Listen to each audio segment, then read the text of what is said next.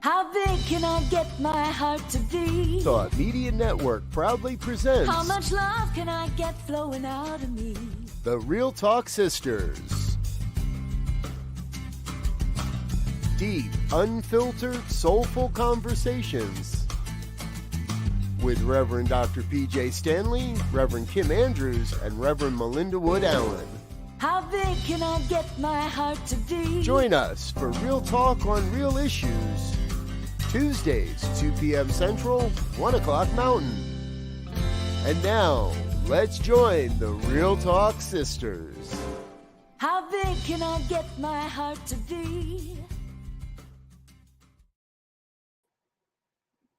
Hi, everybody. It's great to be here, and thank you for joining me. My name is Kim Andrews, and I am the spiritual leader of Unity Spiritual Center in Sac City, Texas.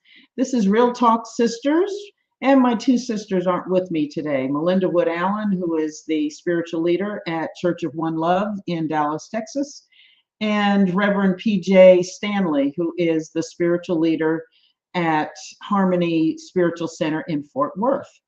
So Pjae is actually in Thailand now doing some great work that she does every single year there. And Melinda is taking care of herself and her family.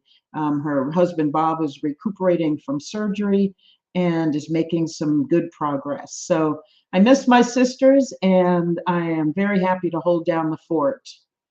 So today we're going to talk about storytelling.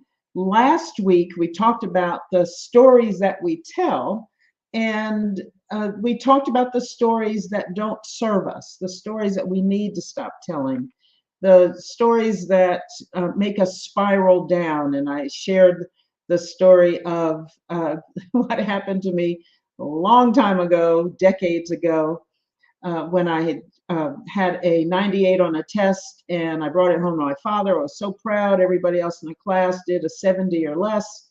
And he ripped the sails for my sailboat and said, "What happened to the other 2 points?" And that spiraled me down into a life of trying to be perfect and battling with my self-worth because I was not perfect, meaning not making any mistakes in life, that kind of perfection I was obsessed about, and needing to have control in my life and have control of outside circumstances in order for me to be comfortable and to feel safe. So yes, there are these stories that we tell ourselves, usually because of circumstances, things that have happened in our lives. Somebody said something to us, and we just regurgitate those stories over and over again in our heads, or we're telling other people, which is what I was doing with that story. I would constantly tell that story about that test and my father's remark as a way to excuse my playing small. So it did keep me in a pattern of smallness for many decades until finally I got tired of telling that story. I got tired of hearing myself tell that story, and I got tired of playing small.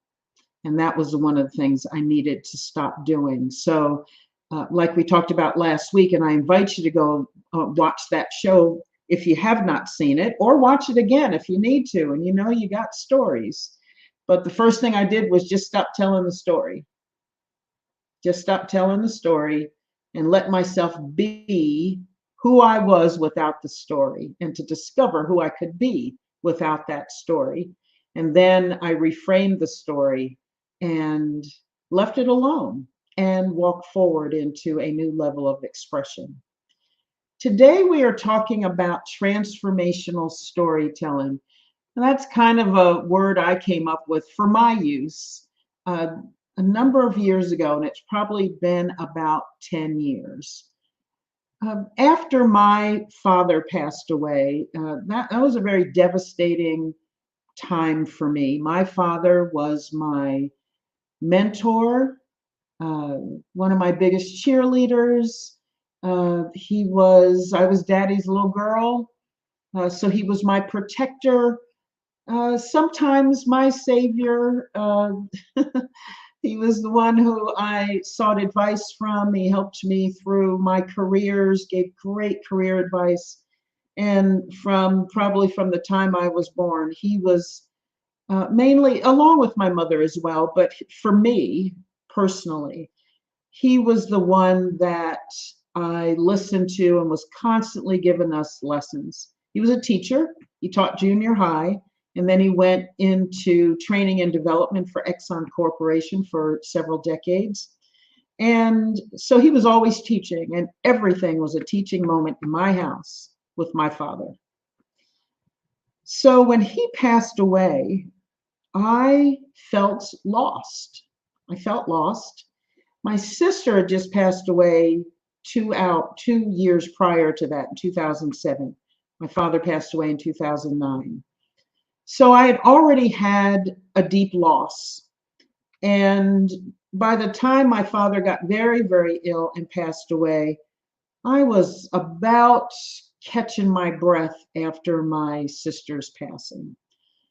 And when he died, I was just bereft and didn't quite know what to do with my grief. I really struggled with my grief from my sister's passing.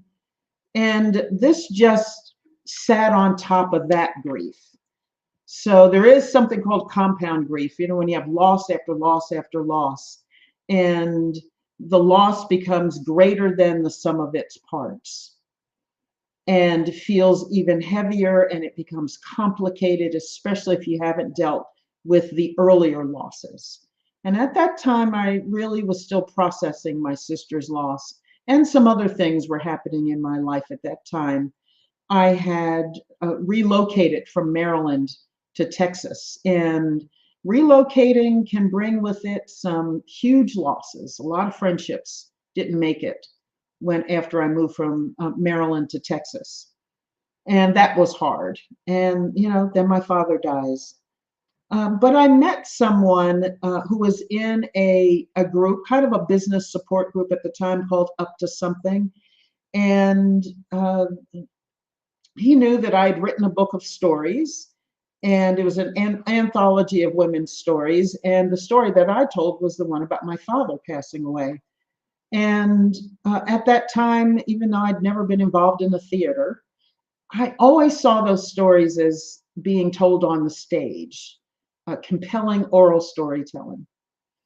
And my friend Jerry said he had done some storytelling and used it in his business. And he said he was excited about the prospect of working with me to bring those stories to the stage. So one of the things we had to do was he had to work with me on being able to tell my story of my father's passing. And gosh, I had some, when I say that there were huge waves of grief regarding my father's passing, that's an understatement. And I was afraid to feel all of it because it scared me. And I had never known how to deal with deep grief before, and just huge waves of sadness, really dark, dark sadness. And like I said, I was just coming out of the sadness dealing with my sister's passing, and this just pushed me back. More than, sometimes we take 2 steps forward, 5 steps forward, and then you take 6 steps back, 10 steps back. This is like 100 steps back for me. So Jerry worked with me. He read the story that I wrote, and he zeroed in on a very special moment in that story, in which I was spending time with my father a few days before he died. And he helped me turn that into a compelling oral story. So then it was time for me to practice. And I could barely relate the story of my father's passing and how that came about in my last few days with him without really getting into the ugly cry, as Oprah used to call it, and just not being able to handle that and not being able to function because the depth of sadness was so dark. So one day I went to Jerry's house, and he had me start to tell that story. And yes, it started to take me under emotionally, and I just wept and couldn't speak, and I could barely breathe. And he just sat there with me, cried with me, allowed me to tell that story, gave me space to tell it, gave me space to have all of my emotion. I mean, there was just raw, naked, dark, ugly crying. Uh, and I did it for a number of hours with him. And we went out for walks so I could take a breath and start to feel good again. My chest was tight and my body was hurting because of all the trauma that from my father's death I was holding inside of me physically and and emotionally and mentally. And he walked me through that process. And by the end of that afternoon, I was able to stand in my power and tell the story of my father's passing, and to find a strength within myself that has empowered me like very few other things have in my life. And I eventually told that story on the stage, and it changed people's lives. In the telling of that story, people were able to see their own loved ones that had passed away or that they had been caregivers for, and to process their own grief in an event with me, in my storytelling. There was not a dry eye in the house during that storytelling, but people told stories to me about witnessing my story and having a feeling of freedom afterwards, that I gave them permission to actually grieve and to be in their sadness. I let them know that it is safe to be in our sadness because it is just energy moving through us. I gave them permission to feel and to grieve, which empowered them. And that was life changing for me. And that just set me on a journey then that uh, led to others telling stories. The very next year, I did a storytelling event.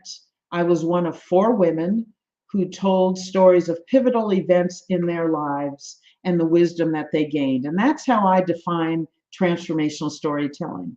It's the compelling narration of a painful event in one's life with the purpose of healing and empowering both the storyteller and the listener.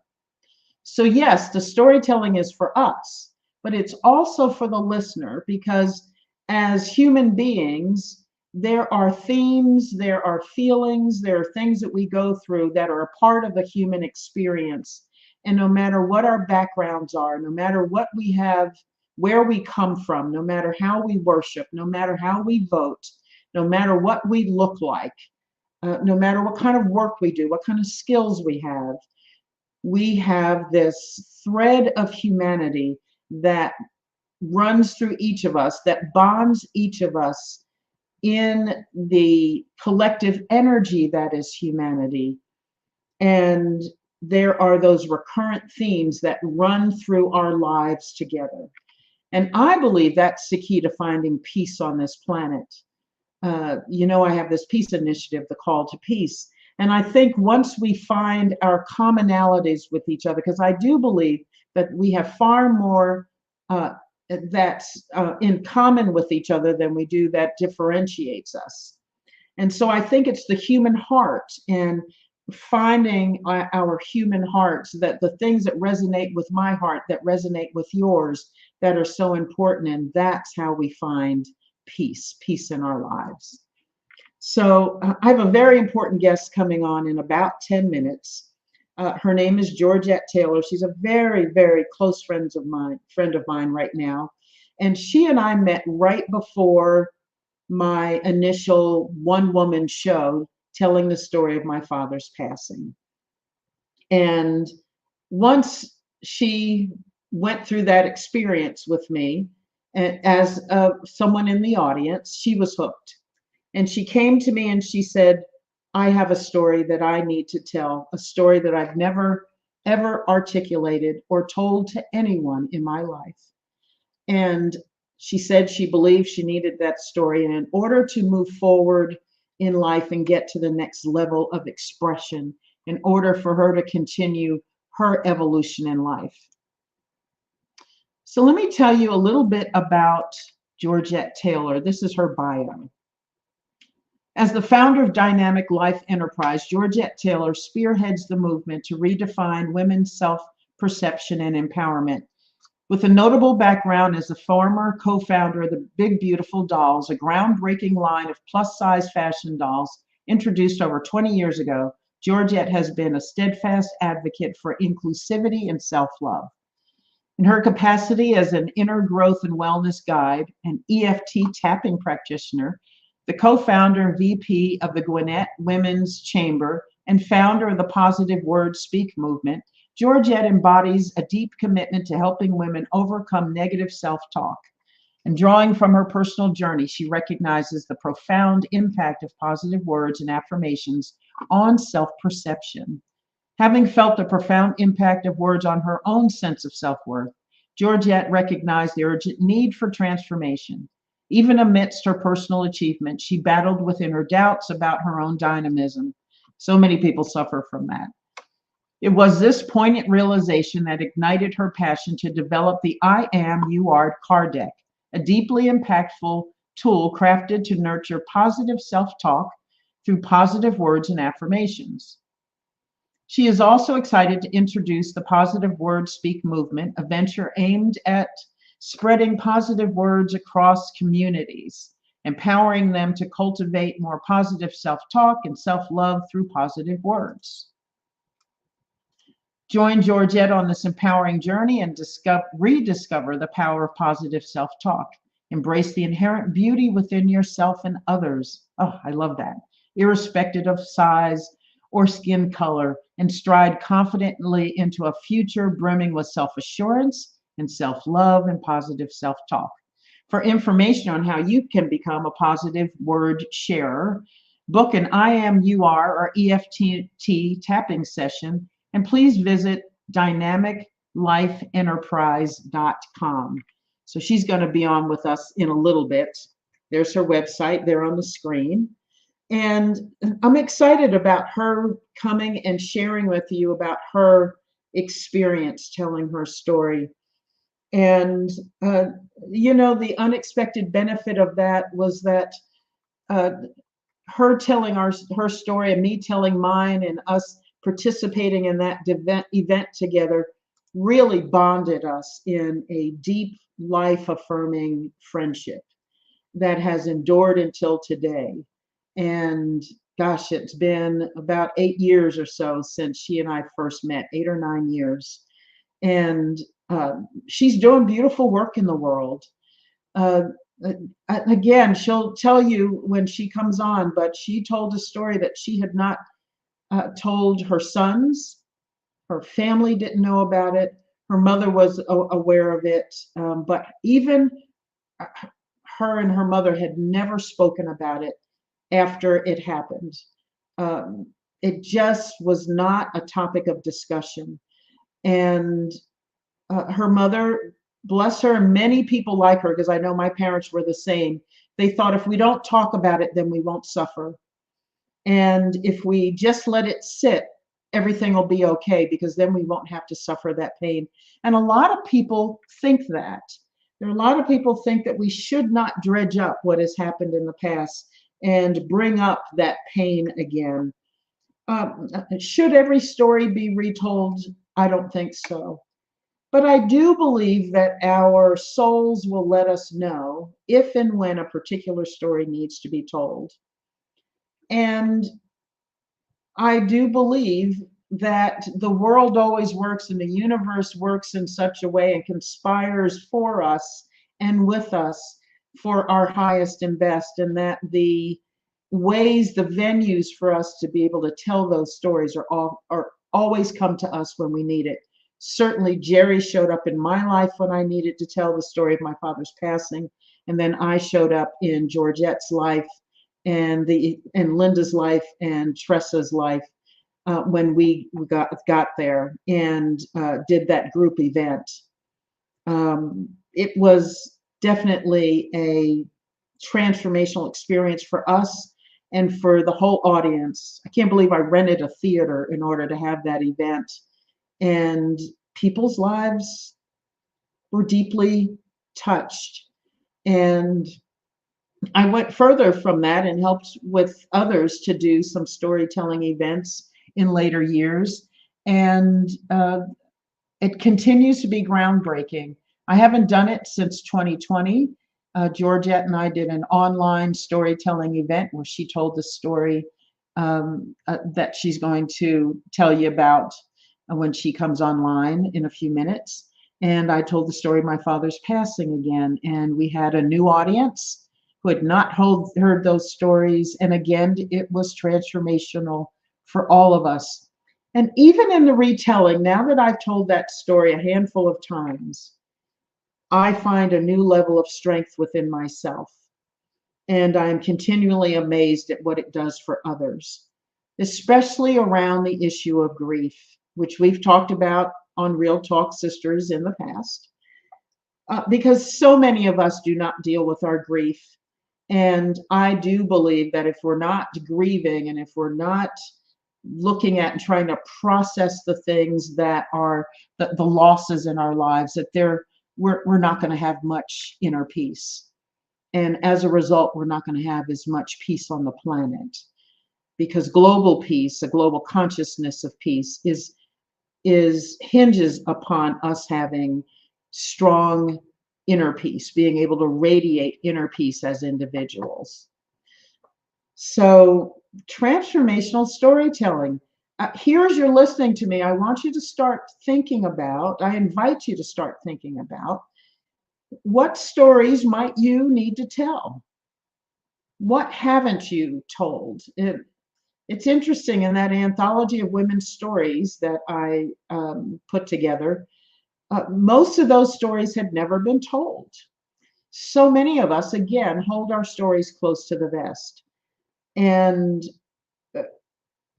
what science has discovered and shown and proven is if we hold some things in, they fester within us. Sometimes those things can show up and manifest as disease, whether it's physical or mental, chronic conditions. They can hinder us in how much energy we have. They can exhaust us. They can lead to depression. And we need to heal those things. So no, every story doesn't need to be told. Every story should not be told to everyone. I think we need to be careful about who we tell our stories to. And we need to be careful about when we let those stories out and the way in which we tell them. They should always be told from a place of strength and under the guidance of those who can shepherd us forward with love and be able to hold the space with us and for us in the telling of those stories, so that we are always safe in the telling. So let's take a break, then we'll come back and I'll talk a little bit more about transformational storytelling, and then Georgette Taylor will be with us shortly. Thank you very much.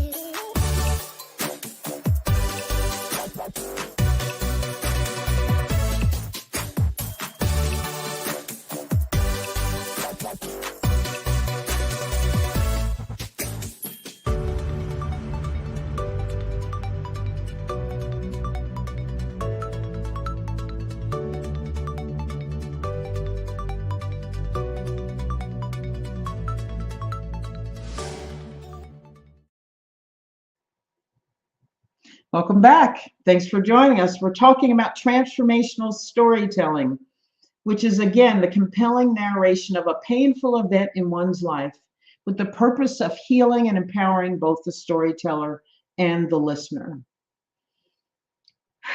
So, in some of the stories I've told, the second story that I told was about a relationship that I had many years ago. I was in love with a gentleman who called himself a breast connoisseur. And while were together, he prided himself on uh, being able to admire women. He always did, very publicly, in front of me. It was very embarrassing to me. I wasn't in that relationship. I compromised myself quite a bit and didn't feel strong enough to tell him that is not something that I found acceptable in the relationship. I am not endowed as many women are, with large breasts. And so I felt my self-esteem was low because of that, especially in that relationship. And I had not been in a place of self-acceptance there. And I struggled with that. And he and I had something happen while we were on vacation one time, and he always liked me to dress provocatively. And of course, my relationship with him was about pleasing him, and not coming from a place of strength within myself. And we were out one night, and people were just admiring the men, the cat calls. Men were talking about me, and within earshot of me, uh, I was humiliated. And I thought, how could he be enjoying this? He was so proud of all that. And I told him, you know what, you got to take me back to the hotel because I'm changing. I can't do this anymore. And I am humiliated. And these men are denigrating me. And you're enjoying it. And that makes me sad. And we got to stop this. And so reluctantly, he took me back to the hotel. And that relationship changed. I eventually left him. His favorite movie was Pretty Woman. And if you know that story, it's about a woman who's a prostitute. And she's kind of glorified in that movie. And she ends up falling in love with one of her Johns, who's played by Richard Gere. And that was his favorite movie, which should have told me quite a bit about him. But at some point, I found my power and I left him, and I shared that story. And it was necessary for me to share that. Even though I had not been with him in decades, at the time I told that story, I still was carrying shame about that period in my life and that relationship. And I needed to tell that story, is in a way to empower myself and to declare my self-worth to myself. And there were women in that audience who needed to hear that story and to know that they are not their bodies, and that we can love ourselves fully for who we are, and we can be in relationships with people who fully accept us. And if they are not willing to fully accept us exactly as we are, that we can say no to that relationship, and probably should say no to that relationship. So that telling that story really was a time when I came into full bloom as a woman, in accepting myself fully on a very, very deep level. So I had good relationships at the time, but I had a much better relationship with myself at that time. My self-esteem was deeper. My self-esteem was, my self-worth was based on something other than who I was physically and how I saw myself physically and how I might or others might judge me physically. And I think that's important, at least was important for me. So again, I invite you to check in with yourself. What are your stories? And what might you need to tell? What are some of the things that wake you up in the middle of the night? Things that you hold shame about? Things that are so painful that they are unspeakable. And I think it's important to speak the unspeakable, to tell it to someone that we trust. And it may not be the people that you think should hear those things. It may not be the people that you spend the most time with. It may not be the friends that you've known the longest. The people that I share my heart with, my deepest pain, actually are Melinda and Pjae, who are truly my sisters. And I know that they hold space for me and love me unconditionally. And I know they can also hear my stories without trying to fix me. And I know they do their own personal work, deep personal work, mentally, emotionally, and spiritually. That's why I trust them with my stories. Not everybody is there, and not everybody can handle it. So be careful who you tell your stories to. Check in with yourself and see how, when you broach the subject, see what that feels like in the company of that person. And if it doesn't feel good, if your intuition is telling you don't move forward, don't. You can say, you know what, this isn't a good time, and segue into something else. It's important to save ourselves and to protect our hearts. Definitely to protect our hearts. Excuse me, got a tickle in my throat. So yes, it's important to protect our hearts.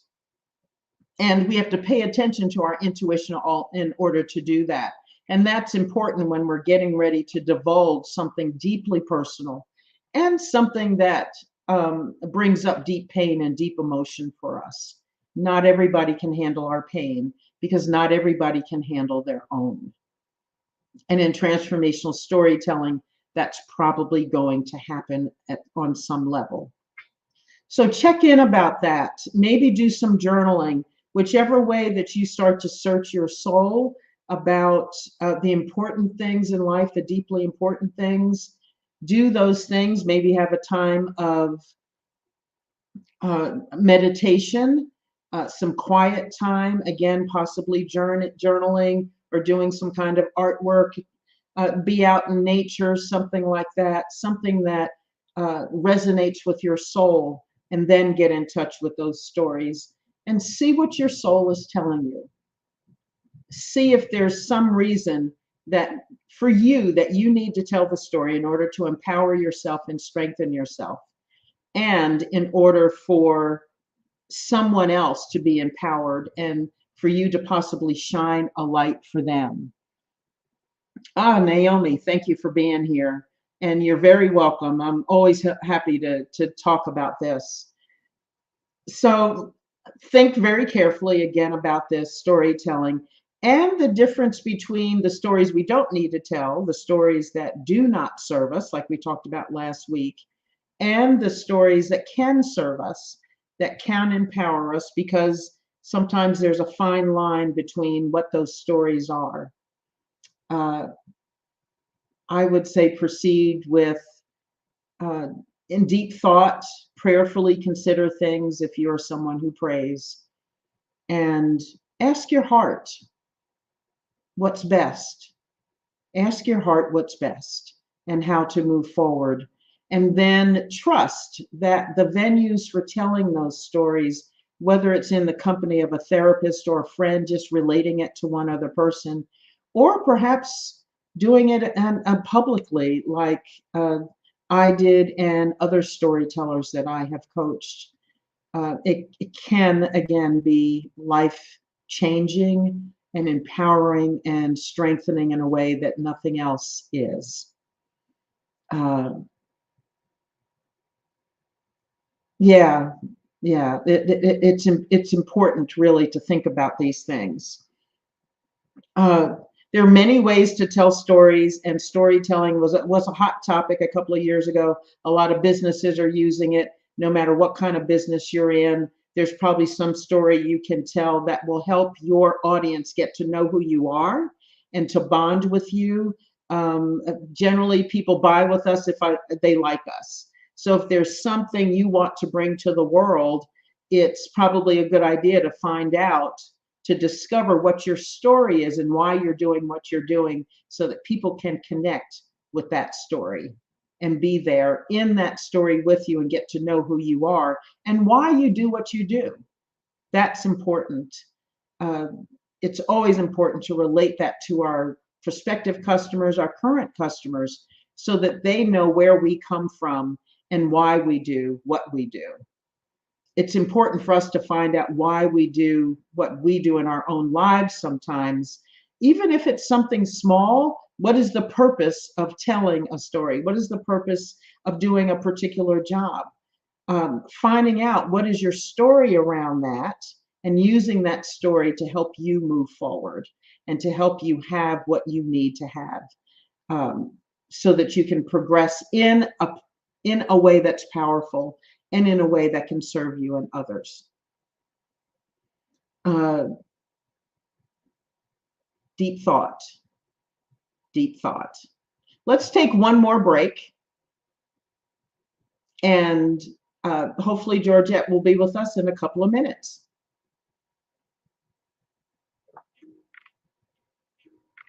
Please help us say thank you to our organizational sponsors, including the Hefferland Foundation, Affiliated New Thought Network, International New Thought Alliance, Science of Mind Archives and Library Foundation, Center for Spiritual Living Denver, Center for Spiritual Living Midtown, New Thought Philadelphia, Planned Happiness Institute, Summit Center for Spiritual Living, One Heart Retreats, Center for Spiritual Living on the Lake, Unity Kitchener, Unity Spiritual Center Ottawa, Om Center for Spiritual Living, Satya Center, Begin Within Ministries, Center for Spiritual Living North Jersey, Unity of Savannah, and the Center for Spiritual Living Seattle, as well as all of our individual donors. Thank you for being part of the New Thought Media Network. Please like, share, and subscribe. New Thought Media Network, positively inspiring.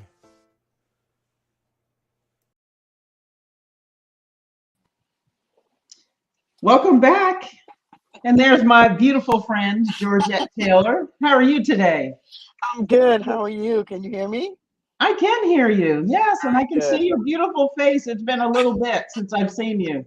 I know. I love being here. Wherever you ask me to be, I love being there. So it's all good. Likewise. Yeah, whenever you need me, you know you can come get me. So thank you for taking a break. I know you've just walked out of work and have taken time. You're sitting in your car. So It's okay. It's you know okay. I love you, but I love you even more because you go above and beyond for me so often. Thank you. Oh, you're welcome, sweetie.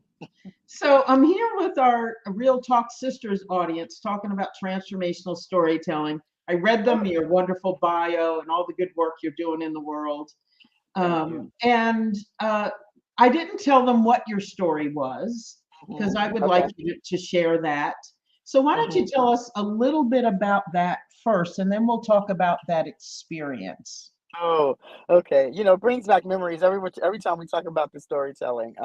So my story was a story that I shared on the stage, and it was about me when I just turned 16 years old. I was 8 months pregnant, and I had a stillbirth at 8 months, and it was very traumatic for me. I didn't know it was as traumatic as it was. Like, you know, I was just turning 16. Just kind of learning about the birds and the bees in a way, you know, back then, nobody really shared all that information with you. And so I don't think I really realized how traumatic it was for me going through that process by myself and not bringing home a baby at the end of that. Again, I was 8 months pregnant, and that just wasn't something that I was expecting, and nobody ever shared anything about something like that that could go wrong. So that basically was my story. And you said to me, and I remember the day you and I were together at your house, and you first told me that story, and you told Mhm. me that you know when your mother came and took you home, that you Yes, never spoke about that with each other. right. Right. We never spoke about that. And the funny thing about it, I remember when I was sharing that story with you, was that I felt bad for her. I felt bad for her because I think, I know at 16, she wasn't expecting that to happen for me, but she was always very loving in that sense, like Yes. this happened, I'm gonna take care of you. And she was excited to be a grandmother. So when it happened, I really realized that I was more sad for her than I was for myself. And I don't know if it was because I thought, well, I was young, I could still have a child, but it was just interesting. I never took care of myself in any of that situation. And yes, and so when I got home, nobody ever talked about it. Nobody said, "Hey, what happened?" Nobody said, "Oh, I'm sorry to hear that had happened." It was just like I left and I came home, and I had to just I had to start a life again. Mhm.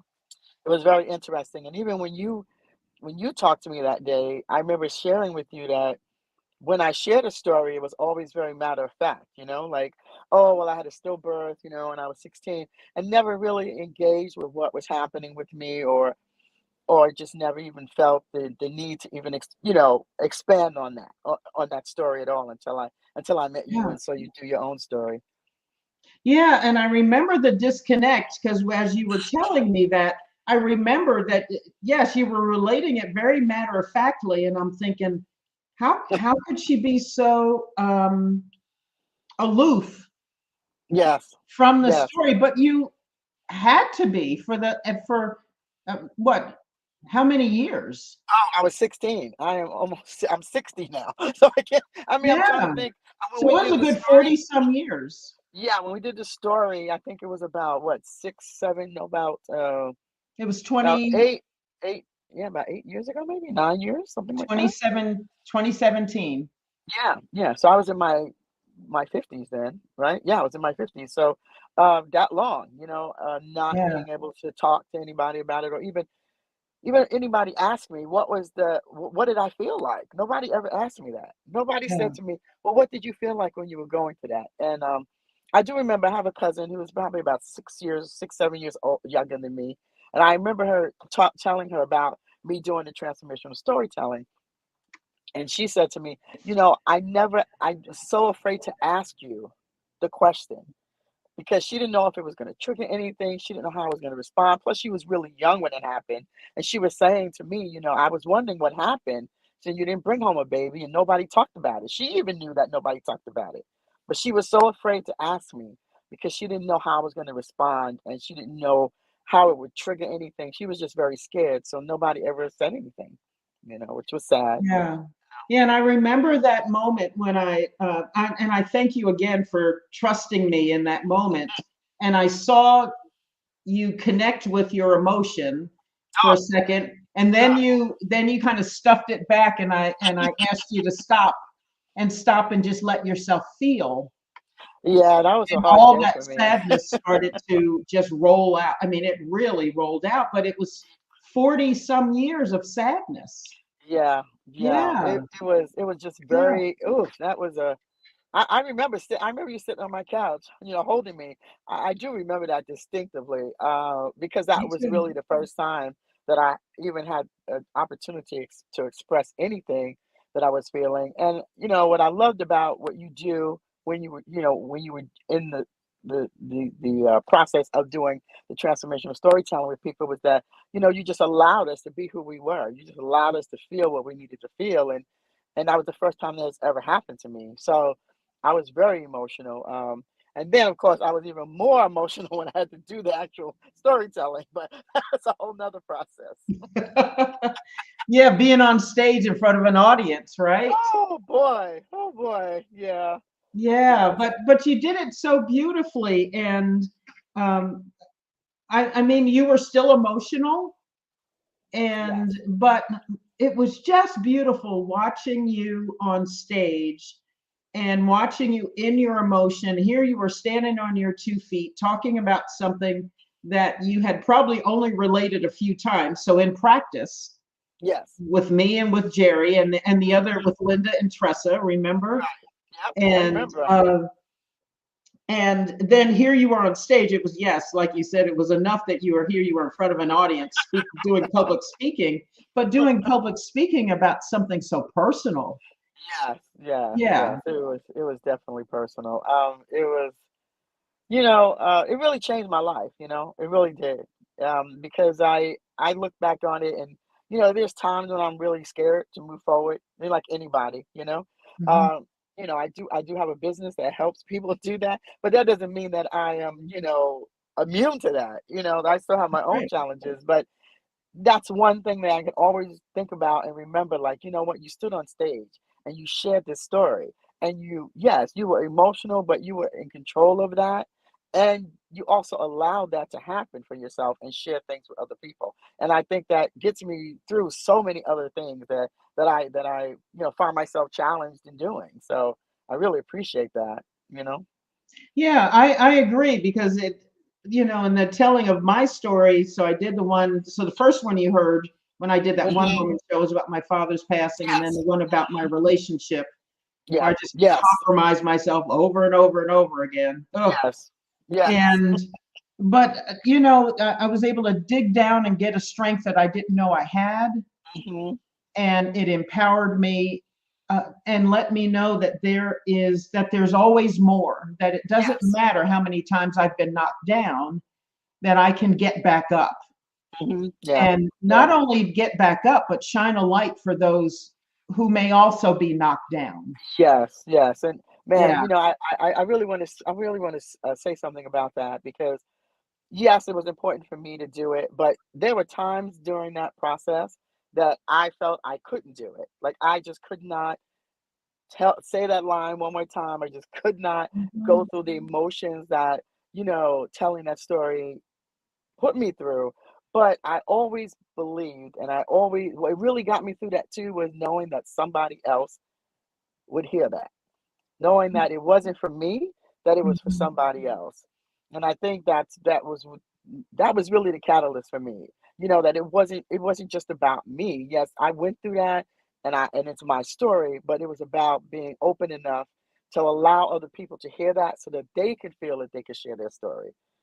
That's Yeah. what was just more, it's making me wow, it's making me really emotional right now because I just think that doing this is important because of that.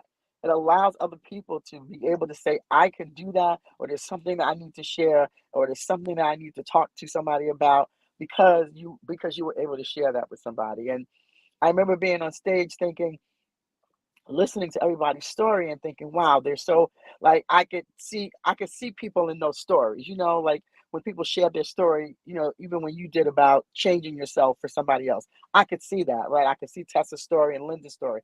But for me, I was thinking, well, who's gonna see that story? You know what I mean? Because it's not like, oh, all of a sudden, like you have a room full of people who are lost their child when they were 16 and had. But at the end of that, when we were talking to the audience. Nope, we've lost her. Hopefully we'll get her back in another moment. You know how technology is, sometimes things happen. So, And that she didn't.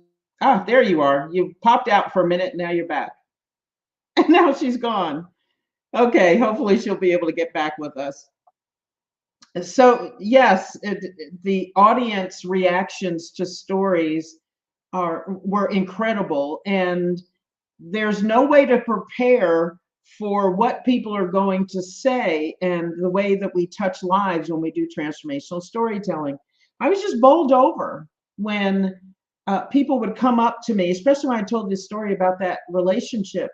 My own stepdaughters came up to me and said, "Gee, Mom, we didn't know. We thought you were always with men like Dad, and we didn't know that you suffered from things like that. We didn't know that you had issues with self-worth and Yeah. self-esteem. We didn't know where you came from."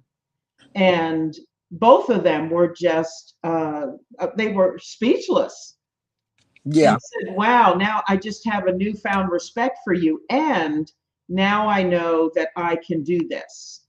Now Yeah. I know that there are some things I'm struggling with, and I know that I can find something within me to be able to move forward."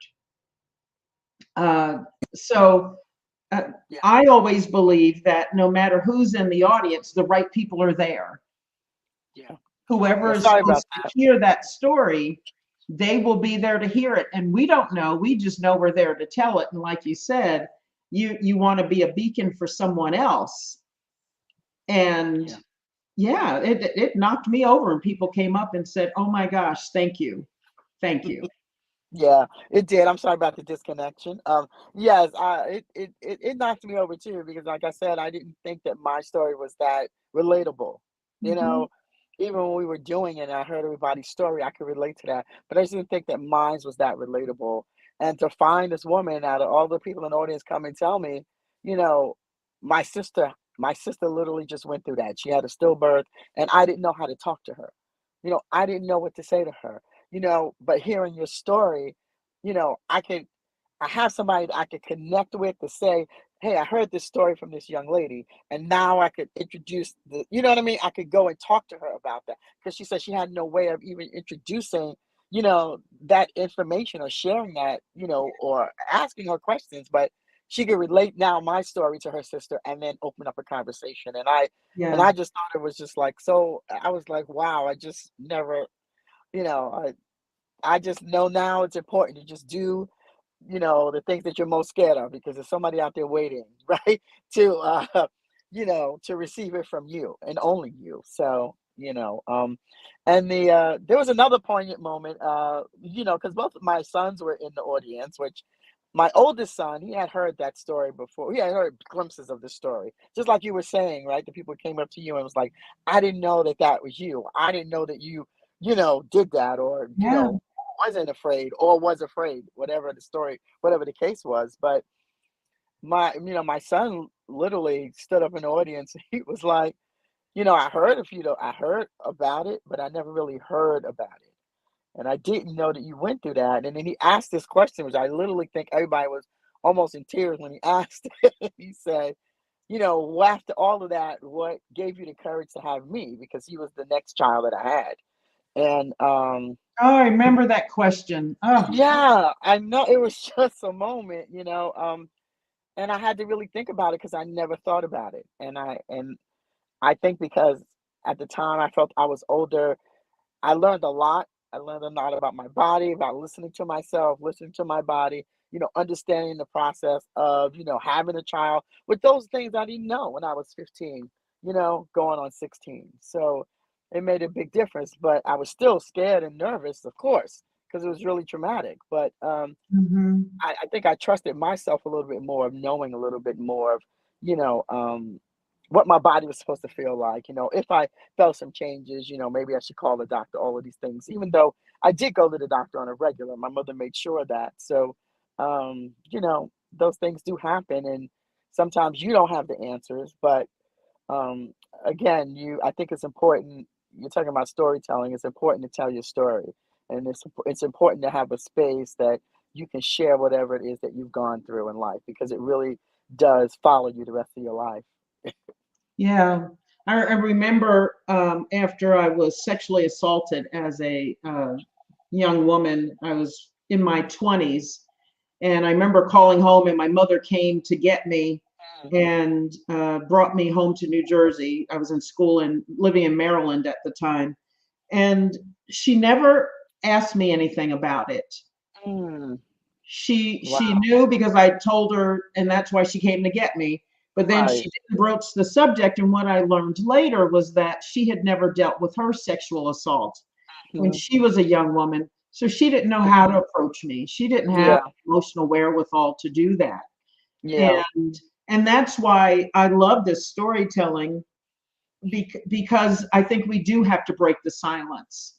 I think it's important to speak the unspeakable. And, Yes. I grew up in a family that didn't talk. Didn't matter what Mhm. it was. Just keep moving, pick yourself up by your bootstraps, go do something. You'll be all right. It'll go Yeah. away. Well, it doesn't go away. It doesn't. Mm. It doesn't. It doesn't go away. It just doesn't go away. You know, and it really I think sometimes when you look back in your life and you realize, you think to yourself, well, gosh, why am I struggling? Why am I this? Why am I that? Like all of those things that happen to you that are tragic permeates the rest of your life if you don't figure out a way, you know what I mean, to process all of that. Mhm. It's still there, It's very still much there, still there. and Yeah. it's just lurking within. Hmm. Yeah. And I think it comes out. I was talking earlier before you came on. It can show up as disease. It can show up as depression, sadness. Sometimes Yeah. people start drinking because they need to self-medicate, or you're Hmm. into porn or shopping or whatever. I had a Right. time where I was, shop till I drop, because I was trying to fill a void, Yes. and Yeah. there's So no filling the void with something outside of yourself. yeah. And so that's why it's important to release those stories. We got about 4 minutes left. So what are some final thoughts you have about this experience and transformational storytelling? Wow. Okay. So my final thoughts are they should just do it. No, that's my final thoughts. Yeah, Find people who, like Kim, who are there to support, the process of that, and I can't, I think for me in that sense, like I didn't think I was going to do it. It wasn't something that I was thinking about, oh, I'm going to tell my story. When I saw Kim tell her story, there was just something in my heart. There was just something in my heart that said, I have to do this story. Like I have a story and I have to get it out. And if you ever have that feeling, then I think you really need to find people, you know what I mean, who can support you in that. Because I think that is the most important thing, is to find those people that you feel secure in and that you feel comforted by. And because I think that is the only way you're going to get your story out. It's to find yeah, those people that are there for you. It can be transformational and it can be scary as all get out, right? It can be so scary. But again, when you have those people who support you and they know why you're doing it, and you have to know why you're doing it. You have to do it first and foremost for yourself. Um, Secondly, you have to also, I believe, you have to also know that by doing this, you are helping somebody else out there, and yeah. for me, that's just as important as helping myself. And we never know what the ripple effect is. That Right. someone else gets strengthened by it, and then who knows how they will Yes. touch other lives. Exactly. Exactly. You just never know. I don't know if that woman ever went back home and told her, talk to her sister, but she was never presented with the opportunity to do that. So maybe she did.